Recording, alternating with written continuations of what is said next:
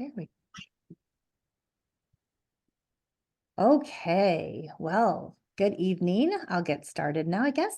Thank you for joining us this evening, and this will be recorded, this presentation. So those of you who aren't able to attend, we will have this replay up for you soon. So you'll be seeing it in the past tense. But happy to be here, happy to share a little bit tonight. I know it's kind of an odd night because it is the night before Valentine's Day, and there's probably a million things to do to get ready, to get the kids ready for the big day tomorrow for the Sugar Fest. And so I know that that's probably not the best timing, but we wanted to try an evening meeting because we've been doing a lot of lunch and learns, and we thought we would put together something in the evening for parents. So with that said, I'll get started. So I wanted to talk to you tonight about decluttering with kids with a purpose and how we get our kids involved in decluttering, but also in sharing and learning a bit about stewardship and how they share their things when they're through using them or wearing them, whatever the case may be. So my businesses, you can see here, I have two things going on. I have Clean Sweep Consulting. So I'm Jen Hurd. I founded Clean Sweep Consulting in 2006, and that's a professional organizing business. And then Love Bigger is our newer iteration of that, which is an app, which is a charitable downsizing app. So I'll tell a little bit about that at the end, just to bring you up to speed with the latest and greatest on that, as I always do when I present. So Love Bigger is the new entity. So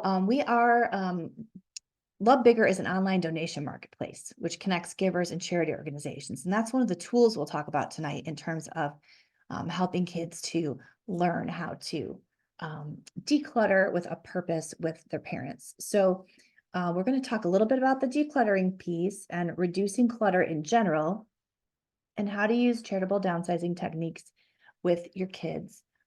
Also, when getting organized, how to improve focus and reduce distractions in your household, how to get kids interested in decluttering, and of course, some techniques to try and some places to learn more about this topic, because there's some really good, informative places out there on the web to look. And so I want to talk a little bit about other areas that you can use to try and find out more. So let's talk about the C word. The C word is clutter. And there's adult term clutter and there's kid term clutter. There's a little bit of a discrepancy, I think, between the two definitions. So clutter with adults becomes a lot deeper than just the physical stuff. It's a lot about old ideas and toxic relationships and bad habits we have, and kids can have bad habits too. So I suppose that carries over. It's also anything that doesn't support your better self. So things that get in the way, right? That's just clutter in a very basic definition. So when you're talking about your physical space and the impact that clutter has on your physical space, and I wish someone had told me this a long time ago, your physical space impacts your mental and spiritual space. It does it for adults and it does it for kids. So it's just something to know that if there's a big pile of clutter in the middle of the floor, if everybody's stepping over things, if you can't find your things to get ready for school in the morning, etc., that impacts your kids' mental space too. Their ability to concentrate at school can be directly impacted, etc. So we want to consciously create our physical space. We want to create the environment that our kids are placed in and take control of that as a parent. That really reduces stress for the kids. It reduces stress for us, of course. And then it also helps improve their focus as well as ours. Because when you get clutter out of the way, you have a clearer shot to what you need to get accomplished in a day. You're not spending nearly the amount of time just searching for things to get out the door, etc. So it just really helps to take that edge off the morning, make things simpler, and really improve your focus as you head into your day. So you haven't burnt all of your mental energy in the first hour of the day trying to just get out of that frazzled state, right? So noticing items in your space and determining the need for that item or whether or not they just need to go, and then putting them in an efficient place in a home. I always say making homes for things when I talk to kids. It doesn't cost you anything, but it really, really can be impactful. So just a little overview. So one of the things I like to start with families and with organizing with kids, and it's just a conversation. We don't our kids are on devices a lot, we're on devices a lot. And a lot of times we don't get into some of these nitty-gritty conversations that we could really have and have some meaningful dialogue about let's just talk about the first one, for example. What does it mean to have enough? So with kids being impacted so much by what they're seeing online, by commercials and advertisements all day long, they're bombarded. And just the things their friends have that they're seeing now that their friends have. When I was growing up, we didn't see into everybody's home all day long. We didn't know what was going on anywhere except what was right in front of us, right? Which is a blessing and a curse. There's a lot of things we were pretty naive about, but there's a lot of things that we didn't know and we were blissfully unaware of. So I think a conversation with your family about what it means to have enough. When is it enough? When do we have enough toys? When do we have enough clothes? When do we have, enough of whatever that object may be? Is a great conversation. I'm in some homes and with a lot of kids on a regular basis, many homes, in fact, and I've had some of these conversations with kids and with their parents, and it's interesting. Even between kids raised in the same household, the differences the kids will have in their opinions of when they have enough. I've got brothers and sisters who one will be a complete minimalist, not want anything anywhere in the house, could throw out anything and not flinch. And then the immediate sibling needs more and more and more and just only feels safe when they have, a pile of 50 stuffed animals on their bed. So it's just really interesting, the disparities and the differences between even kids in the same household. What does an abundant life look like? That's more of a discussion for the parents, but also for the kids, in the sense of, what would excite you? What would be a great goal that our family could create this year that we could all strive toward? If we save our pennies and don't buy extra of this, what would this wonderful outcome be? So these are some great conversations to have over dinner with your kids when you turn off the devices and actually talk. When do you have all that you need, right? And then what is the difference between a need and a want? And that's a pivotal one to do with kids, because a lot of times kids really confuse wants with what their absolute needs are. They don't really understand the distinction between just having a desire for something because somebody told you you should have it or you should want it versus really needing it to survive in your life. And so that question can come up a lot. Funny story about that. We had an exchange student. Over the years, I worked with Youth for Understanding, and that's an organization for young people to travel to other countries and integrate into other families. And I learned so much culturally about enough, from living with Japanese students and German students and whatnot. And my favorite pet phrase from my German daughter that lived with us for 10 months, any time of day or night, we would see something, that you'd only see in America. And she would just say, "Is that really necessary?" All the time she would ask, "Is that really necessary?" So those were obviously wants that in her home country would have been just completely frivolous in the way their culture was around that. So it's just really interesting to come to understand that, from different perspectives around the world as well as just here in the States. Anyway, I digress.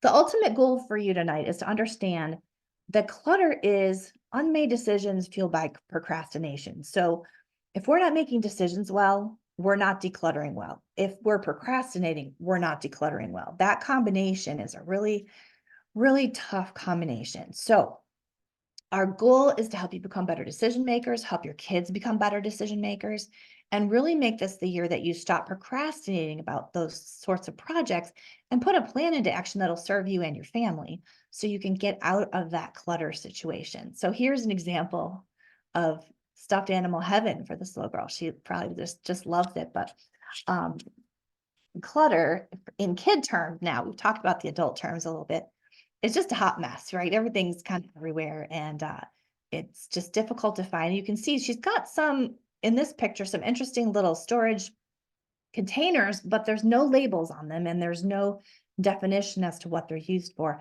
and everything else has landed on the floor. And this is one of the signs of the objects not having a home and not having appropriate storage for or having decluttered the items. So just a quick overview of that. So things I've learned about cluttering kids. Here's a few points about that. Kids living in clutter and chaos have a tougher time in school. And I've seen this over the course of years with my daughter's friends, having worked in some of the households of the kids, and then, how they turned around and later created order for themselves and what they did with their lives. But those kids at the time that I met them, when the households were in a total chaotic situation, they were really having a tough time in school. And there's a lot of studies about that to that as well, but I'm just speaking anecdotally here. Um, Kids living in clutter and chaos have a tougher time socially. And part of that is because they can't feel comfortable inviting their friends back to their space because their space is real chaotic, right? There's a potential that they could be embarrassed about what they have or don't have or the mess that it's in. And the other aspect is the kids who have fewer toys, and this is an interesting study too that Joshua Becker cites a lot, and I'll talk more about him in a minute. But they really tend to respect and care for their toys better. They also tend to engage in more creative and imaginative play with those toys. So when you have fewer toys, you find other uses for those toys. You find other inventive ways to make them into the things that you want to play with, or you need in your scenario that you're dreaming up in your mind, etc. So there's a lot more imagination that comes into play when children have fewer toys. And kids who learn about stewardship early on and who learn that everything they buy has a life cycle, they remain good stewards throughout their life, and they tend not to spend money recklessly because they realize that when they purchase that thing, it's not just that moment. They have to care for it. They have to make a home for it when it comes home, and they have to decide what they're going to do with it when that item leaves them. And all of that is the gift of ownership, right, of that object. So we're talking about stewardship from the very beginning as kids realize, and it shows them also the value of money. So first things to talk about with kids is the motivation behind why you want to declutter something. I always say use the carrot, not the stick. In other words, you want to make it motivational for them. You want them to get excited about it because you want them to have these skills and also enjoy doing it, make it fun. And they also, it's an opportunity for them to get some praise and some encouragement that they might not have been getting lately, or, let's say they've had a rough day. You can compliment them about the fact that they took ownership of this task, etc. And when you compliment them on doing it and doing it well, or with a good attitude, even if they didn't do it so great, don't say, this is great, but no buts. Just, it's terrific. Oh my gosh, I can't believe you took care of that. Or I can't believe you did such a great job. Don't worry about the nitty gritty detail. As long as they did it with a good attitude, motivation is key. So you really want to always be really positive in these situations when you're involving your kids in doing this task. And you want to talk about why. And with kids and with families, I think one of the biggest things that's really important is that keeping that home nice for everyone who lives in it is not just one person's responsibility. It's not just mom's responsibility or just dad's responsibility or grandma's responsibility, whoever the key figure in the home may be. It's everyone's responsibility. And what that means is for that house to be comfortable for everyone in it gets to take part in making it that way and defining what that is. So nobody really likes to clean, but if everybody does their part, it's a lot easier to get everything decluttered and straightened, right? And also, the biggest point, and I make this to a lot of kids when I'm in their homes, is that someday your kids will live on their own and even with a roommate, and they do not want to be that roommate, right? They need these life skills so that they can function when they move into these environments at college, when they go away to summer camp, even to keep track of their things, make sure everything that went to camp comes home from camp, etc. So these are great skills, and they really foster independence with kids, and just really help them to grow into responsible roommates for down the road, which is really important. Here's some hints for avoiding clutter. Let's jump in. So first of all, if a mess is really large, okay, if it's been a week or two, you guys have just not really gotten to deal with the situation, it may be very overwhelming for you to tell your child, you go clean that up. It's kind of like throwing them to the wolves. They get very overwhelmed very quickly. It might even seem like a small mess to us. It might seem like a really big mess to them. So you have to take into account your child's perspective a little bit. And sometimes that means you jump in with them and help them deal with it in that moment. Excuse me, if it's really out of control. Now, you can avoid the large messes to begin with if you start limiting the number of available toys that kids are playing with and use a toy rotation system is what I call it. So that means that if you have 10 Lego sets, you reduce it to 2 and you put some of them away.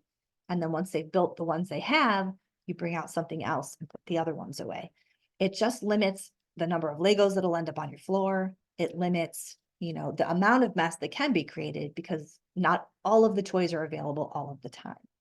And sometimes that means creating a secondary closet with some tubs and bins that say age appropriateness of certain toys if you have multiple kids. And outdoor toys go in the outdoor bin and maybe go in a garage, etc. So there's ways to sort of coordinate that and then rotate them. Or, you can put a date on your bin when they were put away. So, they've been gone a month or so or 2 months, and then rotate them out with something else. But that's a great way to avoid the really big messes to start with. And then if they really get, things get out of control, don't just force the kids to do it alone. You have to step in a little bit there. Teach them to put one toy away before taking another one out. They do that at school for the most part. They do an activity and then they return the activity to the home. So use the skills that they've learned at school, especially if they've just started school. Preschool classrooms from the very day one show kids where everything lives, right? Use the same techniques at home. Make homes for things and then make them put the item away before they take the next one out. Don't expect young children to know what to do the first time you ask them to put something away, or you tell them to take something back somewhere, right? That's in your mind, but maybe you haven't shown them. You really need to model the behavior and show them how and where the item should live, how you put it back in the box, put the lid on the box or put it in a bag, whatever the case, however you want that item stored, show them, model it. You may have to do it a few times, but that's just taking that time up front will save you a lot of time later. Creating homes for the items as they arrive, right? So this is part of the care and feeding of a new thing that you bought. Like, for example, you buy a new Nintendo Switch. I've been in so many houses and those things are always all over the house. They just leave them wherever they fall, right? But those switches need to be recharged and they have probably a few little pieces or cases or whatever they come with. So there should be a home. When that's purchased, there's a spot where it lives. There's a plug that it gets plugged into and it goes on a shelf or in a little bin, whatever the case. That home is created from the minute the object comes in the house. And if there's not room for it somewhere, then something else needs to go out in order for it to come in. And that way, again, you keep the ability for a large mess to occur down because everything has a spot where it goes back to at the end of the day. The final little point that I wanted to make is with clothing. With little kids, if they can reach, they can put things away. They can hang things up. They can learn how to do it.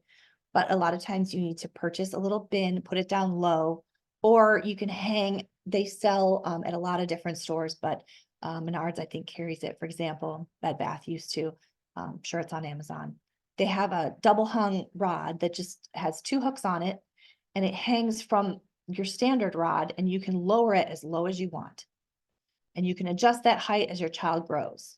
But for all the hanging clothes, the dresses for girls, anything that you want to put up for your child to wear, maybe their outfits for the week, put them down low enough that they can reach and start showing them how those things get put and where they live.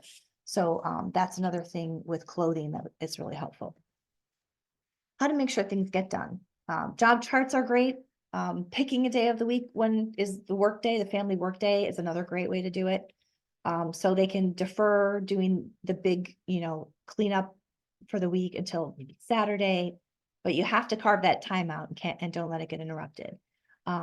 You can make a list for each child so that they remember, but don't add any more jobs to the list until the list is done.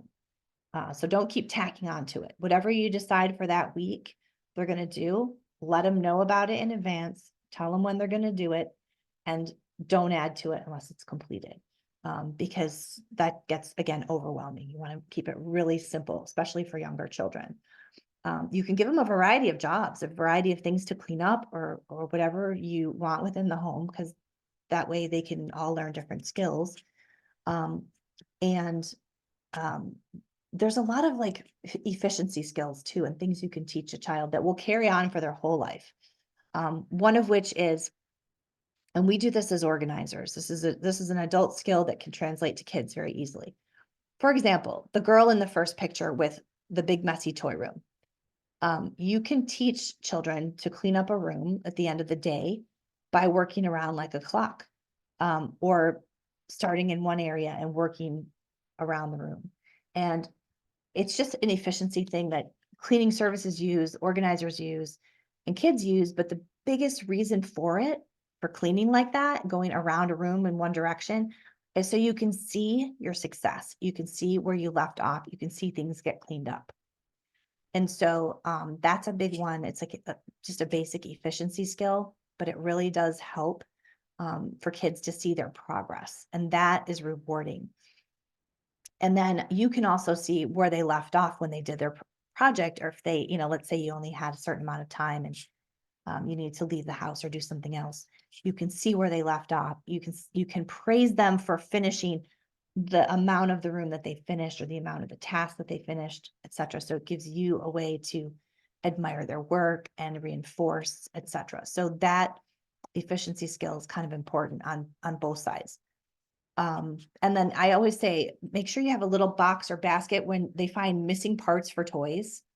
Always have a spot, all those little missing, the land of misfit toys, like they have in the whole Christmas movie or whatever, where all those little pieces go. And so later on, one of the projects on a Saturday can be, figure out where the missing piece basket, where all those little parts go. And if you can't, it gets, thrown out at a certain point.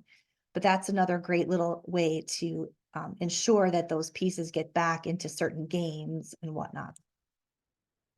Things that kids can help with around the house. They can determine pretty young when clothes don't fit them anymore. When they put them on, they're too tight, they're too small. Or if they have a mess on them, a stain, or they rip or whatever. You can teach them that pretty easily and pretty young. And so when that happens, teaching them what to do. Because I enter in a lot of homes where, I've walked in where every article of clothing that should be hung in a closet is on the floor this deep, and it's dirty and it's damaged and it's not the right sizes or whatever, because everything just gets thrown. And so we're really trying to avoid you getting in that scenario. So if you teach your kids, if something's too tight or too small, and you provide them a place in the house or in their own closet where those items go. If they're stained, damaged, or don't fit, they can go into the box. Or just put the no longer fits and give mom the stained and damaged things, etc. Whatever your rule is, be consistent and teach each of the children in the home that's how they do that. And then when that bin fills up, they can go with you and deliver it to charity. Also deciding when a child is done playing with a toy, they're too old to enjoy the toy or game any longer, and then finding all the pieces. Most children can go and find the pieces for their toys and can get them together and gather them up to either put away for a younger sibling or to give away. So make it a game, make it fun, challenge them. We're going to go on a scavenger hunt. Remember this game?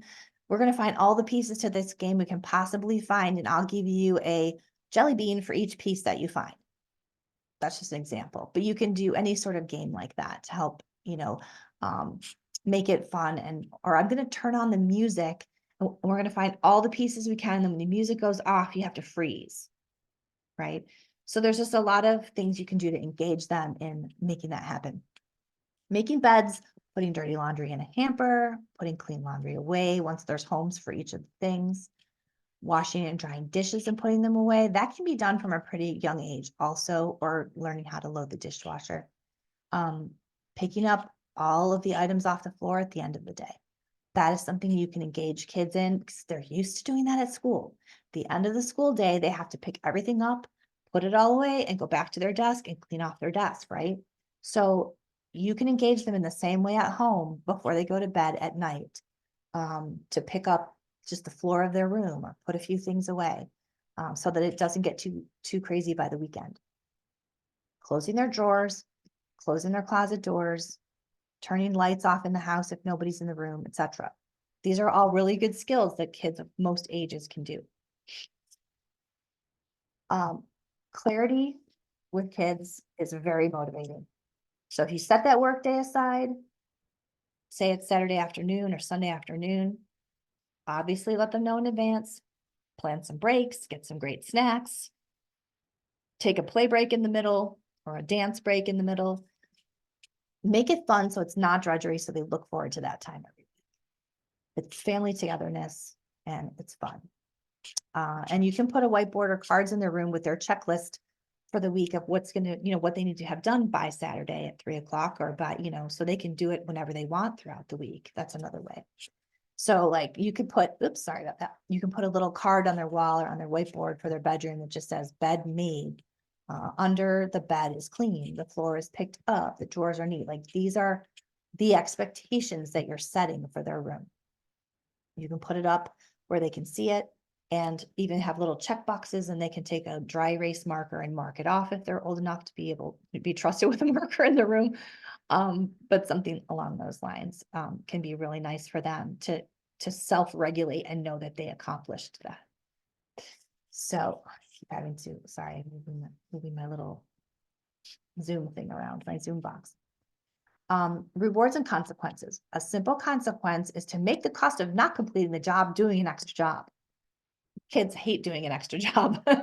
So if you really want to make it, a positive for them to finish, then just let them know that if it's not done by Saturday at 3 o'clock, they're going to have to also help their brother clean up his room, something like that. Most times kids will want to avoid the extra work, so they'll get it done. Or adding a privilege, right, that they can earn if they complete their to-dos. Like, okay, if everybody finishes by 3 o'clock, we're going to go have dinner at your favorite restaurant, or we're going to go play a game. Whatever the course. If your child's really incentivized by a little extra pocket money, give them $1. I don't necessarily recommend money incentivizing it, but we'll talk a little bit about money in a minute. Things you can do to teach them a little bit about that kind of stewardship as well. And then obviously if they do things with a good attitude or just knock it out and get it done, praise them, but also like do a fun surprise, do something that's really a great reward, that something that they like. So talking to kids about stewardship, one of the things with their allowances, or if they earn money for doing their chores, is that we've always done in our house, and I know this is something that Dave Ramsey recommends in working with money with kids, is when they get allowance or they get money for a birthday or whatever the case, any money that, oops, sorry about that, jumping up on my screen. Any allowance that kids get can go into little jars, a third to savings, a third to charity, and a third to fun.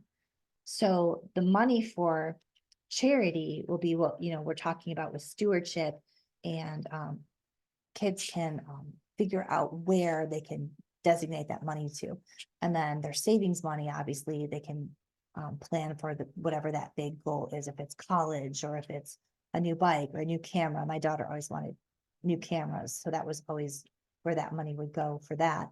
And then fun, that's, fun if they want to go with a friend to a play date and they want to have some spending pocket money or something.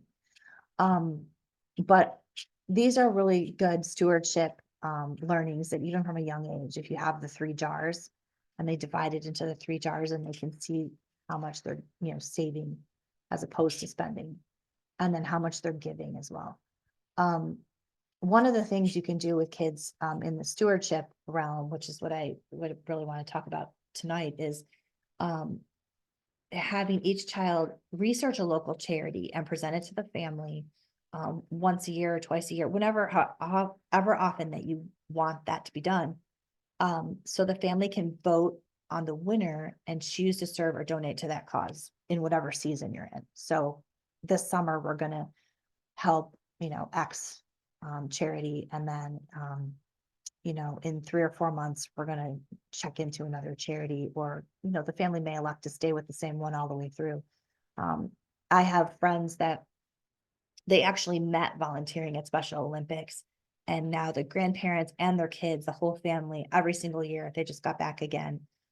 They go every single year and do Special Olympics and volunteer helping the athletes with the winter games.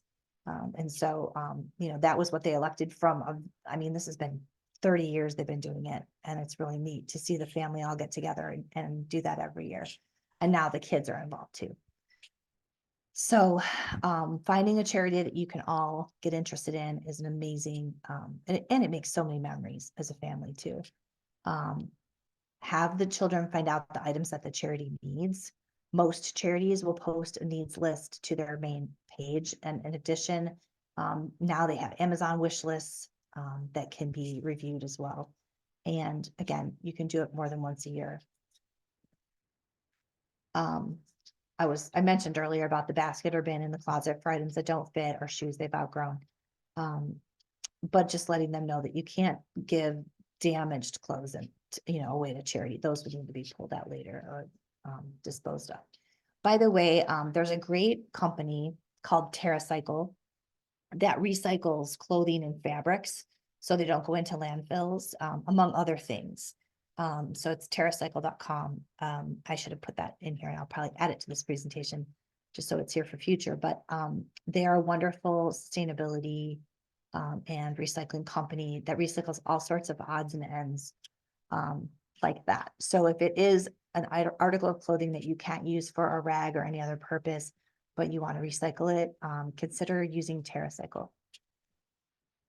So when the bin is full, it's at the charity. And then the last point there, birthdays to benefit, that is something I've done with my daughter since she was very small.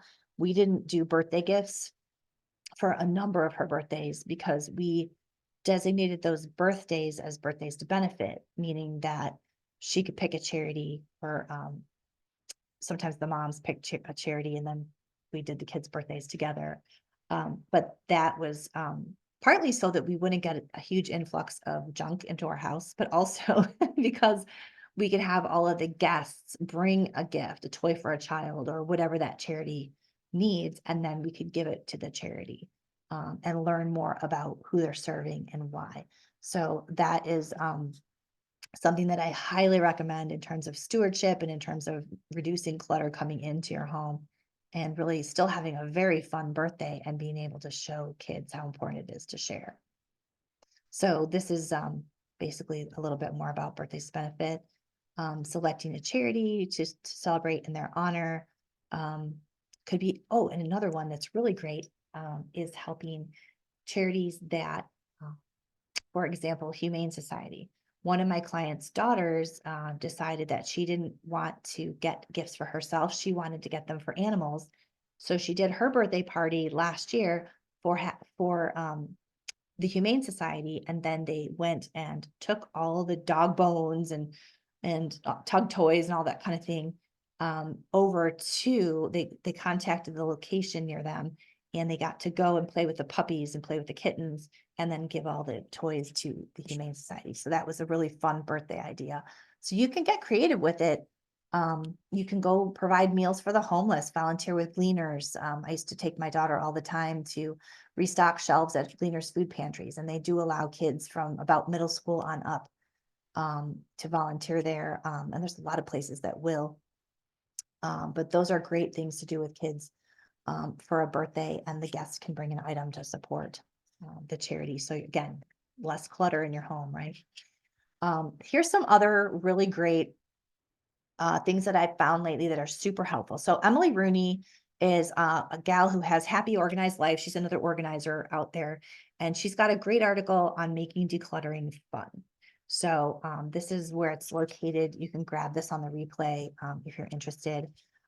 Some of her suggestions in the article were to listen to music, play beat the clock using a timer, play a game, which I'll show you in a second, have a race, turn clutter into cash, and I will explain more about that in a minute. So she recommends a game called Decluttering Bingo, where you make a bingo card of the things that you want the kids to declutter, and then they get the little tokens when they complete those things. And if they get a bingo, then they get a prize. So this is also in her Pinterest as well. So you can find it there also, but she actually made the bingo cards up. So it's kind of cool. Other cleanup games for kids. Scavenger hunts are terrific. You can make a list of all the things around the house that you want them to find, that you'd like to clean up, and like go find every single roll of Scotch tape in the house. We're going to find every roll of Scotch tape in every drawer, any place in the house, and we're going to put them here, and this is where the home's going to be, for example. So you can do that kind of scavenger hunt, or you can have them find, all the parts to certain toys, etc. You can give each child a pile of books, and there's some great apps and some great websites. There's an app called Book Scouter, which you can literally scan the book and find out how much you can get for it. It searches every single bookseller out there, tells you the best price, prints a label, you send it off, and the kids can get the money for the book and put it right into that save and donate and fund money jars that they have. This is also a great one when going to grandparents' houses, because grandparents usually have a lot of extra books laying around. And if you teach the kids that skill, sometimes it can be a fun one to do. And the grandparents can share with them about what that book is about too, which is a good learning opportunity. So here's some other read, listen, watch, and learn, I call this. So these are some things that are out there for adults to learn about decluttering with kids. Joshua Becker, who I'm actually doing his certification currently, his minimalist certification. But he has a great book, Cluttering Free with Kids, talking about habits, talking about a lot of the research that's out there, some of which I mentioned earlier. Also the minimalist home. Now, minimalist doesn't mean empty. It just means you create your version of what minimal is, of what enough is. And so just know these are some great opportunities here. Also, for kids, there's a great book called Be the Boss of Your Stuff. It's a kid's guide to decluttering. So this is a great one that's out there on Amazon. You can grab this from the replay. This podcast with Joshua Fields Milburn and Ryan Nicodemus, called the Minimalist Podcast, it's been on for a while, but if you haven't ever listened to it, it's a great discussion about realizing the other, there are important things in your life, really, people, etc. And you can watch and join, our groups on YouTube, Instagram, hopefully TikTok soon, about loving bigger and downsizing. And this is a great opportunity here too. This is a local gal, Janelle Azar. I know her from our Organizers Association. And she has a business called The Meaningful Space, and she works with families and kids. She has a Simplifying and Organizing with Kids workbook and program. And she has offered generously a discount on her program. If you use the code LOVEBIGGER, you get a 25% discount if you purchase it. So this is the location of it online, and you can again grab this from the replay. So our sharing engine called Love Bigger is now live, and it is an app on iPhones and Google Play. And it's a marketplace to locate charities, so you can teach your kids how to use it. It's a big map, so they can zoom in on the map and find a charity where those little hearts are, and then they can look at the list and see more information about the charity and find out the charity's needs right in the app as well. So if you want to sign up for that and you're interested, it's at lovebigger.com. That's how you find our application. And I don't think we have questions now. I haven't seen any. Oh, there's one in the chat. Let me see. Oh, okay. Love that idea. Okay. So it's not a question. So right now we don't have any additional questions, but I'm happy to answer any. So you can comment below. If you comment below when you view this, I will take a look at the questions there, and I can reach out and do a call if you like as well. So I'm happy to do that. All right. I'm going to escape out of there. Thank you so much for joining us tonight. And hopefully, there you go. Hopefully you've learned a little bit more about how to downsize with kids.